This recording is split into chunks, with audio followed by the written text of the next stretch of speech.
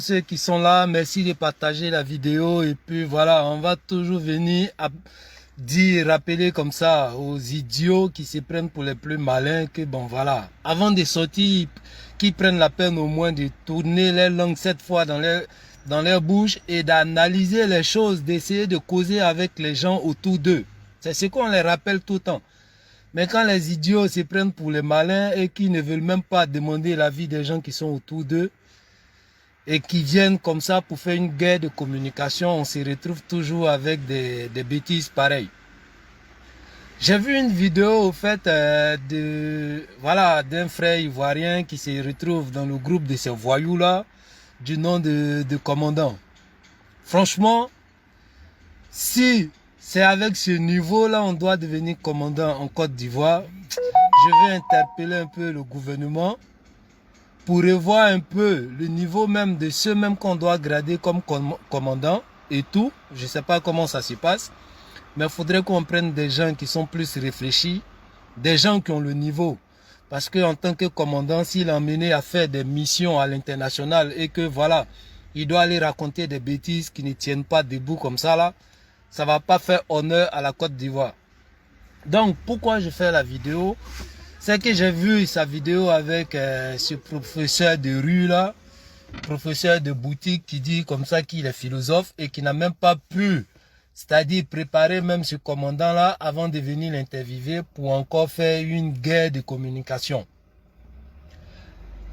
Les gars, ils s'exprimaient sur quoi? C'était au fait sur le retour de Soro Guillaume. Lorsque, voilà, pour la première fois, on a vu un avion qui a fait marche arrière pour se retourner. Big up à toi, la sœur Akissi, mes respects depuis ta position. Donc voilà, le monsieur comme ça, il s'exprimait un peu sur le retour de Soro Guillaume et avec lui, pour la première fois dans l'histoire, on a vu qu'un avion a fait marche arrière pour faire table rase. Le monsieur, on l'interviewe et comme ça, il nous dit que Soro Guillaume n'a pas peur de rentrer en Côte d'Ivoire, rentrer ici, sortir ici. Oui, il peut nous faire croire à ça parce que c'est celui-là même qui un moment se prenait pour le Dieu sur terre et qui disait comme ça à son frère criminel du nom de Blé Goudé de se retourner, d'arrêter de fuir la justice parce que voilà, en tant qu'un homme, arrivé un moment, il faut assumer ce qu'on a posé comme acte et Blé Goudé comme ça ferait mieux de venir répondre à la justice et voilà, accepter sa condamnation que de se cacher comme un rat. Mais apparemment lui, il a dépassé le niveau de Blé Goudé. Ça, lui, il se promène même pas, il se cache même pas comme un rat, mais lui, il est devenu comme un chauve-souris. Sinon, comme une chauve-souris. Parce que, bon, voilà. Le méchant nous dit comme ça qu'il était déterminé à rentrer en Côte d'Ivoire. Big up à toi, le frère Vanga. Merci pour les cœurs.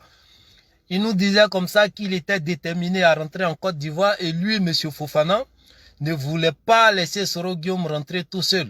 Parce que voilà, c'est son mentor et lui, il était là pour sa sécurité et tout. Donc comme ça, vu que Soro Guillaume était déterminé à rentrer, alors lui aussi, il allait porter, il allait prendre son destin, il allait prendre le taureau par ses cornes pour accompagner aussi son mentor. Quel que soit ce qui allait à venir, bah, il allait assumer. Tout ça, on est d'accord. C'est ce qu'ils se sont dit ou c'est ce qu'ils se sont fait croire entre eux. Mais lorsque le monsieur il continue l'interview et il nous dit comme ça, que lorsqu'ils étaient dans leur jet privé, destination pour la Côte d'Ivoire et qu'ils ont été comme ça informés que voilà, il y avait déjà des dispositifs qui ont été pris par rapport au retour de Soro Guillaume. Genre, ils allaient peut-être l'attraper, voire même le mettre en prison et tout. Et Soro Guillaume s'est entêté toujours pour dire, je m'en fous, on s'en va et puis on va voir ce qui va se passer. Mais la question que je me pose, c'est que l'idiot, il se croit malin alors qu'il n'a pas été préparé pour l'interview. Big up à toi, Kam Funafale. Mes respects depuis ta position. Donc comme ça, l'idiot, il nous dit que bon, voilà, ils étaient dans les airs. Et c'est les Nigériens, à travers les tours de contrôle, qui les ont interpellés comme ça de ne pas aller en Côte d'Ivoire que parce que voilà, la situation n'était pas bonne en Côte d'Ivoire, rentrer ici, sortir ici. Alors que ce jour-là même, il y a eu des vols, que ça soit départ comme arrivée à l'aéroport Félix Houphouët-Boigny, il y a eu des vols qui sont arrivés et qui sont partis de l'aéroport Félix Houphouët-Boigny. Mais l'idiot nous dit que c'est le tour de contrôle des trucs des Nigériens qui l'ont appelé. Mais ce monsieur, il se fout des gens. On peut pas rentrer, le tour de contrôle du Nigeria peut pas rentrer en contact avec le pilote de l'avion tant que vous n'êtes pas dans les zones. Comment ils vont rentrer en contact avec toi? C'est difficile. Donc, je ne sais pas comment il voit les gens ou comment il a été préparé pour l'interview, mais je rappelle le monsieur que c'est le pire des imbéciles qu'on a vu qui prend ce genre de trucs-là pour venir encore convaincre les gens avec ça. C'est même pas réfléchi, même un enfant de CP1, tu lui dis ça, il va pas te croire. Tu peux pas rester dans les airs et tu n'es pas même dans la zone même du Nigeria et comme ça, eux, là, tour de contrôle, vont rentrer en contact avec le pilote pour vous prévenir que, ah, les gars, c'est pas bon en Côte d'Ivoire, rentrer ici, sortir ici. Et encore, précisément, sur le vol de Soro-Guillaume. Les imbéciles, ils s'y prennent pour les plus malins. Donc, on lui dit comme ça et voilà, il peut plus atterrir en Côte d'Ivoire, surtout que le pilote dit oui, voilà, je peux pas atterrir par rapport à ce qu'on nous a dit, ce qui est bêtise déjà, mais le pilote lui dit qu'il peut pas aller en Côte d'Ivoire. Et lui, Soro-Guillaume, il lui dit de partir, le commandant de bord lui dit non, non, non, je peux pas prendre les risques, je sais pas s'ils vont bombarder mon avion ou pas. Mais ce qui est bizarre aussi, est que l'idiot n'a pas vu cette faille-là. Mais si c'est la tour de contrôle du Nigeria qui vous ont prévenu que voilà, en Côte d'Ivoire, c'est pas bien actuellement là d'atterrir parce que voilà, c'est un peu bizarre par rapport à votre voyage et tout. Big up à toi, le frère Ben.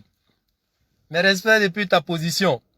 Donc, mais je pense que le pilote avait pour intérêt déjà ou bien ferait mieux d'atterrir au Nigeria, vu que c'est eux déjà qui les ont prévenus comme quoi de ne pas arriver en Côte d'Ivoire parce que la situation était un peu tendue et tout par rapport au retour de Soro-Guillaume. Mais le monsieur, il ne fait pas ça. Mais il préfère aller comme ça dans un autre pays qui ne sait même pas que voilà, ils arrivent et tout. Et d'après eux-mêmes, ils ont atterri de façon en bric-à-brac parce que voilà, c'était un peu compliqué. C'est bête et puis c'est tellement idiot de leur part de sortir pour venir faire des communications comme ça et penser même que ça va encore convaincre des gens. C'est quoi ce groupe de voyous et d'idiots qui se sont regroupés et malheureusement, celui-même qu'ils appellent leur mentor, par malheur comme ça, s'est retrouvé par rapport à des scènes même de crimes et tout, s'est retrouvé dans le jeu politique en Côte d'Ivoire. Oui, on veut bien truquer une opposition en Côte d'Ivoire. Ça fait partie même du système pour pouvoir critiquer un peu le gouvernement qui est en place et pour amener même le gouvernement, sachant très bien qu'il y a des opposants qui vont essayer de contrôler un peu les faits et gestes, ça va amener le gouvernement en place à plus travailler. Donc, que ça soit en Côte d'Ivoire ou bien dans les autres pays, la démocratie, il n'y a pas de problème. Les opposants, il n'y a pas de problème. Mais malheureusement, par malheur, on a trouvé des gens comme ça sur la scène politique et qui sont même pas prêts pour faire la politique, qui sont tellement bas intellectuellement et même niveau réflexion, c'est tellement bas. Voici comment ces gens-là peuvent venir communiquer et pensant que ça va convaincre des gens. Donc comme ça, le gars, il descend pas au Nigeria, alors que c'est les Nigériens qui l'ont interpellé comme ça de ne pas atterrir en Côte d'Ivoire et tout, parce que la situation n'était pas favorable pour lui, mais qui a préféré aller dans un autre pays où eux-mêmes, ils s'attendaient même pas à son vol. Donc déjà, ça, c'est une bêtise. Et donc, comme ça, il atterrit au Ghana. Mais quand il atterrit au Ghana, s'il veut réellement rentrer coûte que coûte et puis faire face à la justice, je pense que Soro-Guillaume, s'il a pu louer un jet privé, c'est pas les moyens aussi qui manquaient pour prendre, par exemple, une voiture au Ghana là-bas pour pouvoir rentrer en Côte d'Ivoire. Parce qu'ils n'avaient même pas besoin de visa. Ghana en Côte d'Ivoire, il n'y a pas besoin de visa. Et même si les autorités t'arrêtaient là-bas, en tant que Ivoirien, bah, tu as le droit de traverser les pays. Le gars, il fait pas ça et il se retourne encore. Il fait ta brase pour se retourner en Europe. Et l'idiot, il nous raconte quoi encore comme bêtise? Puisqu'ils étaient peut-être à court de kérosène et tout, donc, fallait qu'ils atterrissent le plus tôt possible. Et donc, le pays où ils devraient atterrir, la compagnie avait, voilà, eu un partenariat avec ce pays-là. Mais qu'est-ce qu'il nous raconte? Il n'y a pas besoin de partenariat avec n'importe quel aéroport du moment que tu es en l'air et que tu as un problème ou voire tu peux être à court de carburant. Mais il suffit de dire, de lancer un signal de détresse, m'aider pour signaler ton problème, pour dire voilà, il faut que tu atterrisses le plus tôt possible, sinon il risque d'avoir crash vu que tu as à court de trucs de kérosène et tout. Donc, il n'y a pas besoin de trucs, de partenariat. Même s'il n'y a pas de partenariat, mais obligé, ils seront obligés de te mettre en prioritaire pour atterrir. Donc, qu'est-ce qu'il nous raconte? Quand il nous dit, oui, ils étaient obligés, le commandant de bord, par ses relations et puis par les partenariats, était obligé d'appeler le pays le plus proche pour pouvoir atterrir. Mais c'est des idiots, ils vont essayer de convaincre avec ça. Donc, pour vous dire que le monsieur est toujours dans une marmaille où il est entouré aussi des gens qui sont pas réfléchis, des gens qui savent même pas ce qu'ils disent et qui pensent que voilà, ils sont en face comme ça, des gens qui ne voient pas plus loin que le bout de leur nez. Surtout que la compagnie de trucs de ce jet privé là, c'est en Europe ici. Et avec l'Union européenne, est-ce qu'il y a besoin de partenariat? Du moment le gars, il va donner ses identifiants, si je peux dire comme ça, toutes les voitures ont les cartes grises. Et à partir de ta carte grise, on sait déjà ton adresse et tout. Donc, si le pilote donnait déjà le numéro de son vol avec voilà ses références et tout, quelque part, si je peux dire, genre, les références de son avion, tout ça là, qui est peut-être carte grise même de son avion, pour dire un mot simple comme ça, bah, ils allaient déjà connaître la compagnie de l'avion, et même si c'était un truc privé, mais ils allaient déjà connaître même les références et où la compagnie même existe. Donc, est-ce qu'il y a besoin de partenariat pour ça, pour que, voilà, ils demandent la permission d'atterrir parce que, voilà, ils sont partenaires et ils ont accepté. Même s'il n'y avait pas de partenariat, du moment où tu es dans l'Union européenne et en plus tu es en l'air et que tu as un cours de carburant, mais tu lances un signe de détresse, c'est obligé, ils vont te faire atterrir. Mais l'idiot, je pense qu'il pense qu'il avait affaire à des zombies. Donc, il faut qu'il sorte avec ce genre de communication-là comme interview, où il se fait interviewer par quelqu'un même qui dit, il est professeur de philosophie, qui doit avoir beaucoup de choses dans la tête.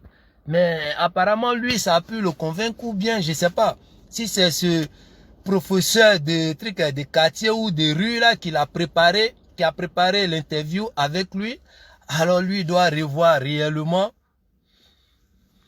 son diplôme, hein, parce que franchement, si c'est comme ça, il a préparé cet idiot du commandant là pour venir faire l'interview et pensant qu'il allait pouvoir convaincre des gens avec ça, c'est dommage. Donc, il n'y avait même pas besoin de trucs, voilà, profiter de leur partenariat. Il n'y a même pas besoin de partenariat. Du moment où le gars il va donner ses références et tout, les gars vont rentrer en contact avec la compagnie pour voir avec le temps, avec la situation des djihadistes et tout. Du moment où il donnait, bah, la tour de contrôle allait vérifier avec sa compagnie si réellement ce vol-là, ils reconnaissent le numéro des trucs de l'avion et du vol et tout. Et puis voilà, ils allaient atterrir vu qu'ils étaient en urgence par rapport au truc, au manque de carburant et tout. Donc le gars, il vient nous raconter des bêtises comme ça. Franchement, Soro Guillaume, essaie de voir dans ton entourage parce que tous ceux qui sont autour de toi, c'est pas des gens qui peuvent te faire avancer. Ils sont là juste pour ton argent.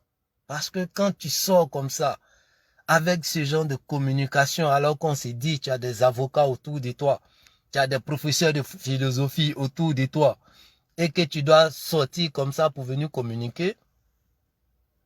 Ça ne m'étonne pas que tu recrutes des gens comme Soulé de Paris, tu recrutes des gens comme Amiral Blindé, tu recrutes des gens comme la rescapée de Sodome et Gomorrhe qui se retrouvent aux États-Unis. Ça ne m'étonne pas. Et avec ça, tu veux dire que voilà, tu es le porteur des flambeaux de cette nouvelle génération-là. Alors que tu ne fais que faire des bêtises en communication. Et en acte aussi, tu ne fais que faire des bêtises. Tu veux rester dans ta bêtise, il n'y a pas de problème. Mais au moins prends des gens intelligents qui vont peut-être faire des trucs où, voilà, ça sera difficile à décoder. Mais des trucs simples comme ça, si c'est ça, tu prends comme agissement et essayer de convaincre les gens qu'on t'a interdit de rentrer dans ton pays, franchement, c'est pas trop réfléchi. Prochainement, je pense que Franklin Nyamsi a déjà montré sa compétence où il a préparé cette idée de commandant Fofana là. Là, tu as vu qu'ils ont fait des bêtises. Donc, du coup, prochainement, essaie de recruter quelqu'un d'autre encore qui est plus réfléchi et qui est plus technique dans la communication parce que ça peut pas nous convaincre. Mais bon, on laisse ça. Pour dire encore que tu es dans une bêtise qui ne dit pas son nom, Laurent Gbagbo, lorsqu'ils ont annoncé le retour de Laurent Gbagbo et que le président de la République avait promis comme ça d'envoyer un jet pour pouvoir chercher Laurent Gbagbo avec sa famille et que les gars ont commencé à dire haut et fort, raconter sur tous les toits, comme quoi oui, si tu montes dans ce jet-là, ils vont faire comme, ils vont lancer une bombe dedans, ils vont exploser pour que tu meurs et tout.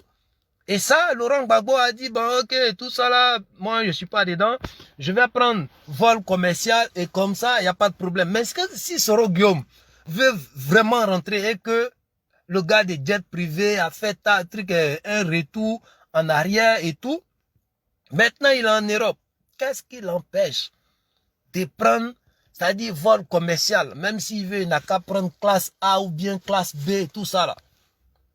C'est pas à cause de lui seul. Par exemple, ils vont bombarder Air France ou bien Air Caraïbes, Air quoi, je sais pas, qui va en Côte d'Ivoire. C'est pas à cause de lui seul, ils vont bombarder l'avion. Donc, s'il veut réellement rentrer et qu'il a quelque chose dans son caleçon, parce que moi, je dis toujours, même s'il a quelque chose dans son caleçon qui est gros, c'est qu'il a hernie. Sinon, c'est pas parce qu'il est garçon. Parce qu'un vrai garçon, on dit, ouais, Soro Guillaume, c'est un esprit. Soro Guillaume, c'est un génie. Qui peut attraper Soro Guillaume? Mais il n'a qu'à prendre Corsair, ou bien il n'a qu'à prendre Air France. Comme ça, il a la certitude qu'on ne peut jamais bombarder l'avion. Parce qu'il n'est pas le seul passager dans l'avion. Et puis il va atterrir, ils vont atterrir en Côte d'Ivoire, il va sortir.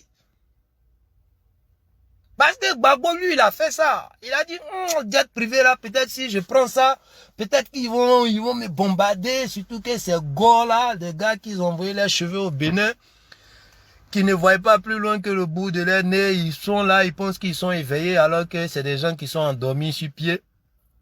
Donc lui, il a cru à ça, et puis il est parti en vol commercial. Là, même si on devrait bombarder l'avion, mais le fait qu'il est venu avec Jean Air Bruxelles ou bien Air quoi là, Air Maroc là, mais on ne pouvait pas prendre le risque de bombarder son avion. Mais Soro Guillaume peut copier sur ça. Il prend un truc, voilà, classe, voilà, première classe, il est à l'aise avec son groupe, Afousatou, Koko Taye, plus lui-même, Franklin Nyamsi, le commandant, qui est avec lui, tout ça là, il monte dans un truc, et puis tous ils sont ensemble, même s'il veut, il peut mettre le rat de Paris dedans avec le possédé qui reste en train de crier dans sa voiture, on dirait quelqu'un qui est en transe là. Comme ça, et tous ils rentrent.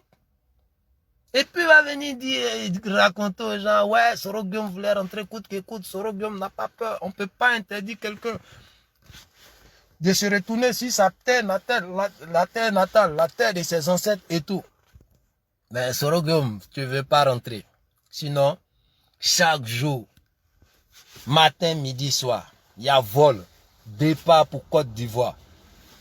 Donc, prends ton billet et puis va en Côte d'Ivoire.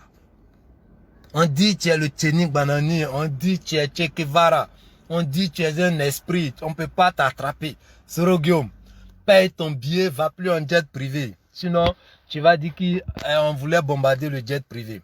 Prends un truc Corsair, Air France ou bien, voilà. Même si ces jours-là, il n'y a pas beaucoup de clients même là. Mais yo, tu as trop volé le Nord. Donc tu peux payer billet d'avion d'au moins 100 personnes, 200 personnes. Parce qu'apparemment, dans le vol Fokker où ils ont bombardé là, tu étais prévenu par rapport à ce bombardement-là. Donc tu as changé de place où tu as sacrifié ton aile de camp, tu l'as mis à ta place tellement tu es un maudit. Comment tu peux faire ça? Pour quelqu'un qui a juré de te protéger, d'être là quand tu as besoin de lui, qui est prêt à laisser sa famille, ses enfants, ses parents et tout, pour être à côté de toi. Mais tu as préféré lui le sacrifier. Bon, maintenant, si tu ne veux pas aussi mourir tout seul, tu payes billet d'avion des Afoussi avec les soulets de Paris, les blindés, je sais pas là, plus. Voilà, tu cherches des gens même qui veulent aller en vacances. Parce qu'il n'y a personne qui va refuser pour dire, ah Joe, moi il y a payé billet d'avion pour toi, tu vas partir en vacances. Personne ne va refuser ça. Tu payes le billet et puis voilà, le convoi est zo. Tu t'en vas, c'est sûr qu'ils ne vont pas bombarder l'avion. Et puis tu vas assumer ce que tu dis, que tu n'as pas peur de ça là. Mais tu es un plaisantin. Tu as envoyé des gens pour crier, saboter l'union des trucs et des cadres du Nord. Mais on a compris. Et ceux même qui sont dans ce combat-là, c'est quelque part même là. Ils savent que coûte que coûte, cette association-là va voir le jour. Cette association-là va poser des actes. Mais c'était juste une manière de les casser dans leur élan pour dire, ouais, même si on doit faire, les gars, allons doucement, faut pas, ils vont dire, non, vous voulez pas, vous allez voir l'association là. Vous voulez pas, vous allez voir les chantiers dans le Nord. Voilà. Il n'y a pas à faire de complexe dedans pour dire, non, si on fait université, si on fait hôpital, ils vont dire, ouais, on est là tout faire. Non. C'est le chantier là. L'association va prendre ça à bras le corps et puis va aller à fond, à ça en l'air. Il n'y aura pas de complexe dedans, on s'en fout des humeurs de quelqu'un. Voilà. Parce que si c'est les douleurs qui sont les grands commerçants dans d'autres coins, et qu'aujourd'hui, avec les enfants qui sont des intellectuels et tout, peuvent se donner la main pour apporter des idées, pour approcher peut-être des investisseurs, où l'argent même va même pas sortir peut-être dans un truc dans les caisses de l'État ou bien où que ce soit, mais à travers ces investisseurs-là, qui vont venir voir des trucs pour poser peut-être des trucs et des usines par rapport aux transformations d'Anacad, par rapport au traitement du coton et pas mal de choses. Le Nord va travailler et le Nord va changer de visage. Voilà. Maintenant, ceux qui disent, ouais, quand tu es ministre, c'est que tu es ministre pour toute la Côte d'Ivoire. Rentrer ici, sortir ici. Mais cette question-là, est-ce que les gars, ils ne confondent pas un peu cadre avec autorité? Parce que quelqu'un qui est ministre, il est peut-être cadre dans son village ou dans sa famille. Mais il est autorité de la Côte d'Ivoire ou d'une région. Voilà. Donc, si par exemple, le ministre peut-être a un problème où il perd un parent et qu'il va aux funérailles, c'est le cadre de la famille qui va dans les funérailles là ou bien c'est le ministre. S'il cotise par rapport aux funérailles, par rapport aux conditions que la famille même donne, est-ce que c'est le ministre qui cotise là ou c'est le cadre de la famille qui cotise? Donc arrêtez de nous embêter. Oui, quand tu es ministre, c'est que tu es pour toute la Côte d'Ivoire. Mais il est pour toute la Côte d'Ivoire, mais quelque part aussi, il est cadre d'un groupe restreint, qui est sa région, qui est sa famille. Donc pourquoi vous venez nous raconter des bêtises? Supposons qu'il y a la fête des Ignames, qui est une fête peut-être baoulée, ou bien fête des générations chez les Agnis. La fête des Ignames, Kakabe s'en va, et il fait peut-être un cadeau, il donne une enveloppe comme cadeau à la famille par rapport à la fête et tout. Est-ce que c'est le ministre qui a donné ou c'est le cadre qui a donné? Parce que si c'est le ministre qui donne, le ministre, dans cette fête d'Ignam et tout là, je pense que c'est le ministère de la Culture qui doit participer à ces fêtes-là. C'est pas le ministre de la Réconciliation qui va aller participer à la fête des trucs d'Ignam ou bien des générations chez les Agnis ou bien chez les les Abers. Donc, s'il y a fête d'Ignam et que Kakabe s'en va, normalement, si c'est une autorité du pays et qu'il est là pour toute la Côte d'Ivoire, mais c'est pas à lui de partir là-bas. C'est le ministre de la Culture et des trucs qui va aller là-bas parce que ça fait partie de son travail et tout. Donc, vous nous racontez quoi? Le monsieur, il est ministre, il va travailler dans son coin ou bien il est maire, peut-être à Koumassi. Il a fait, tout le monde a vu ce qu'il a fait. Mais il est cadre de son village, il est cadre de sa famille. Donc s'il fait des trucs là-bas, c'est en tant que cadre de la région ou bien en tant que cadre du village qu'il fait ce truc-là. Ça ne veut pas dire que voilà, il est là tout donné à sa famille alors qu'il est ministre, mais à un moment donné là, faut savoir à quel moment il est ministre par rapport aux actes qu'il pose. Si c'est, voilà, au ministère, par rapport au ministère, il a fait ça, ou par rapport au lien de famille, parce qu'il est cadre de la famille. Il est ministre pour toute la Côte d'Ivoire, mais il est cadre de sa famille. Donc quand vous venez pour vous raconter des trucs qui ne tiennent pas debout, là, prenez la peine au moins de, voilà, causer avec des gens quand vous voulez débattre des sujets ou bien développer des sujets. Prenez la peine au moins de causer avec des gens autour de vous. Essayez d'avoir les idées des autres aussi. Et vous allez faire le pour et le contre de chaque chose avant de venir vous exprimer. Donc arrêtez de raconter des bêtises. Vous voulez encore, voilà, installer cette histoire de complexe là, parce qu'aujourd'hui les gens ils ont décidé de mettre cette, voilà, cette histoire de complexe là à côté et puis agir. Au nom de la Côte d'Ivoire, au nom des trucs, du programme de ce grand monsieur, et au nom de l'amour même qu'ils ont pour les régions et les parents. Donc il faut envoyer un truc de complexe où les gars, ça va un peu casser leur élan, ça va un peu casser leur motivation. C'est des bêtises. Tout ce que vous avez fait là, où vous voyez là, allez regarder encore, il y a traces de pieds là-bas, ce qui veut dire qu'il y a des gens qui sont déjà passés là-bas. Il y a des gens qui étaient là avant vous. Aujourd'hui là, c'est lancé. Et on espère que vous, les détracteurs là, vous allez avoir le courage au moins de partir assister à l'inauguration ou bien voilà, au premier jour de naissance même de cette association là. Comme ça, si ça chauffe votre cœur, vous tous vous allez avoir coco. Femmes comme garçons, vous tous vous allez avoir coco. Et puis là, on s'en fout de vos humeurs. Voilà. Regardez toujours à gauche, même quand c'est bon, vous allez toujours regarder à gauche. On vous connaît, on connaît votre gamme. Donc, association, ça là, ça va aller jusqu'au bout. Maintenant, les enfants du Nord qui sont en train de sortir pour venir dire oui, ça ne ressemble pas à l'esprit même de truc de ce gouvernement-là, rentrer ici, sortir ici. Parce que j'ai vu aussi le poste de, voilà, le député Alpha, truc... Alpha Yaya, mais quand lui veut parler d'éthique, il veut parler d'honneur. N'est-ce pas lui qui s'est embrouillé avec Djabil Assine par rapport à des trucs, à des factures?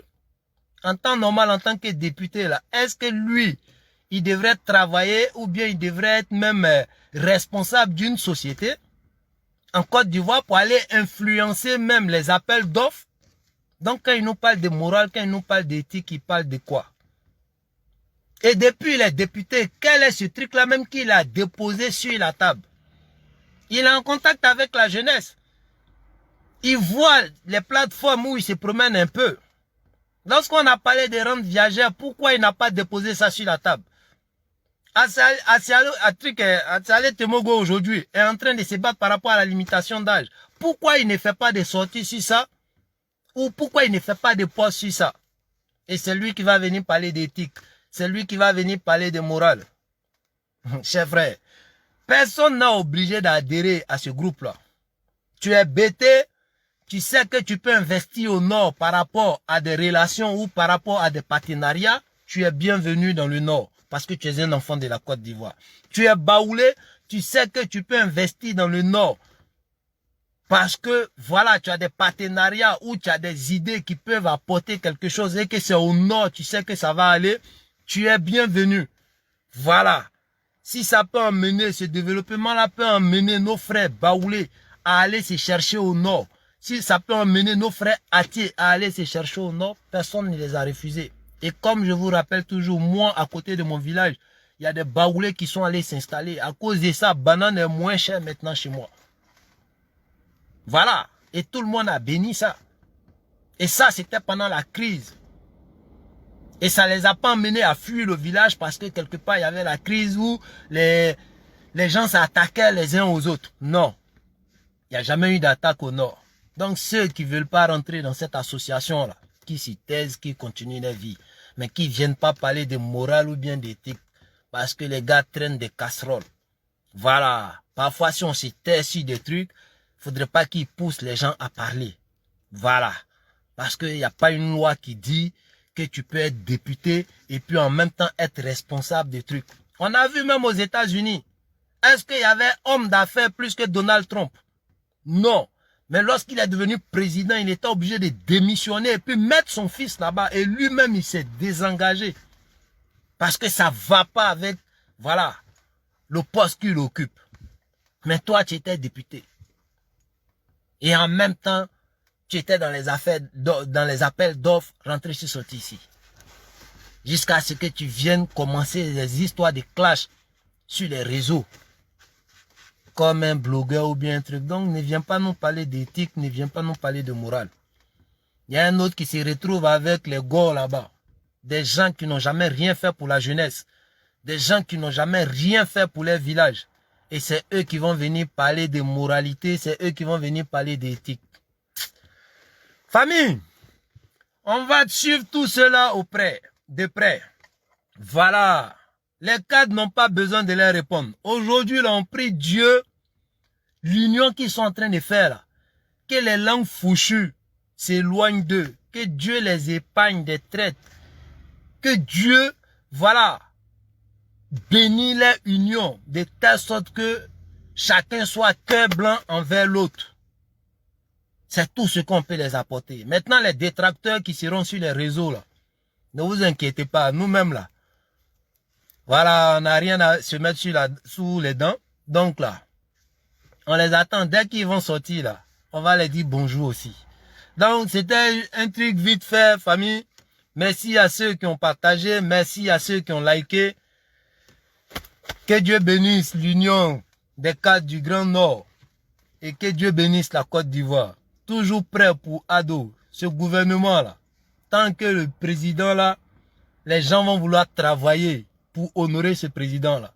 Voilà, nous les moutons qui réfléchissent là, nous on sera là pour eux.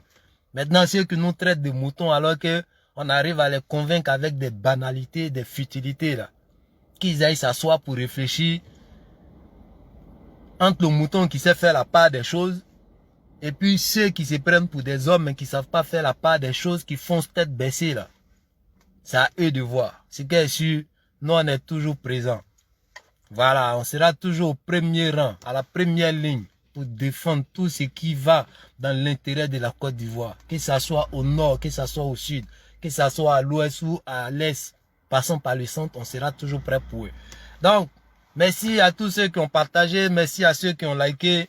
Que Dieu veille sur la Côte d'Ivoire et béni soit l'association des cadres et élus du Grand Nord. Ciao, ciao.